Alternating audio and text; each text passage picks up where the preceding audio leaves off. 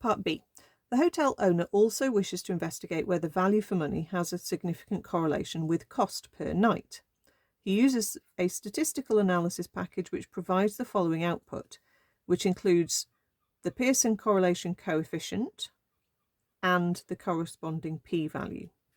Okay, so there's your R value,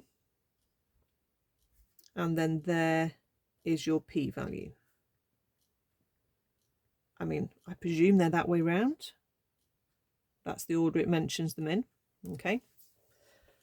So your correlation is very near zero, which basically means that it's scattered all over the place. If you were to draw the scatter diagram, okay, it wouldn't have any visible correlation when it's that small. And that, if you think about it, that would make sense. You could have something that was cheap, but you still wouldn't think it's value for money if you had a really bad hotel stay.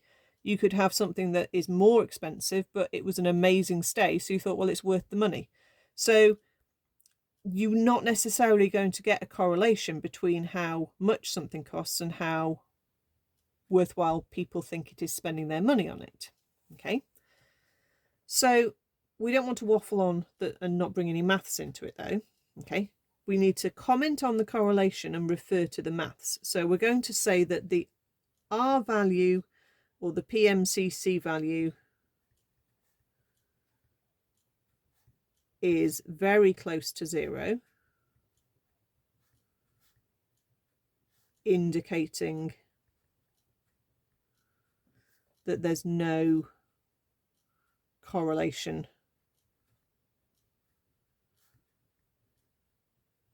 between value for money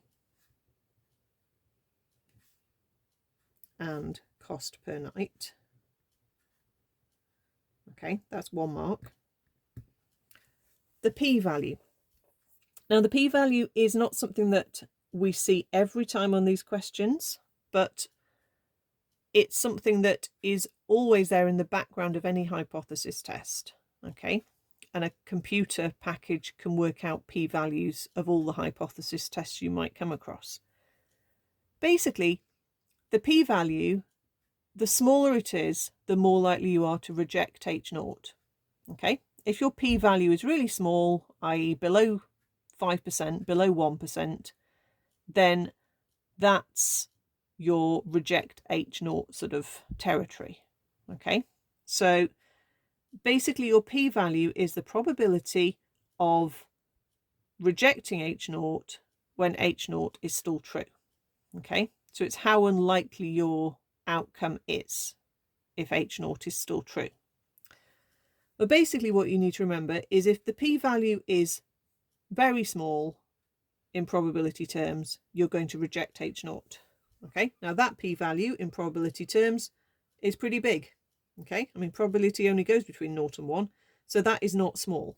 Okay, so the p-value, not to be muddled up with the PMCC value, is not small,